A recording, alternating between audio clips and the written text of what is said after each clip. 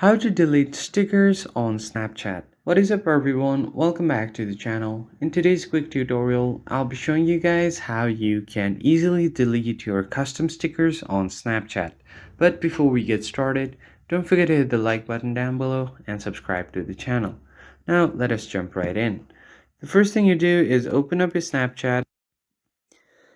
Here I have taken a quick snap. So what you can do is tap on your stickers icon, and if you want to head over to your custom stickers, you can just tap on this cutout icon and you'll see all of your custom stickers. So if you want to delete it, all you have to do is tap and hold on it and you can delete it from here. Or what you can do is simply I'm just going to send this on my chat, and then simply tap on send. So if you just head over to your stickers icon on your chat and head over to cutout, you can delete it from here as well. So if you just tap on delete, it will be permanently deleted. Now, if you want, you can also create a new sticker cutout anytime you want.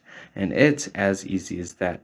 If you found the tutorial helpful, don't forget to hit the like button below and subscribe, and I'll catch you guys on the next one.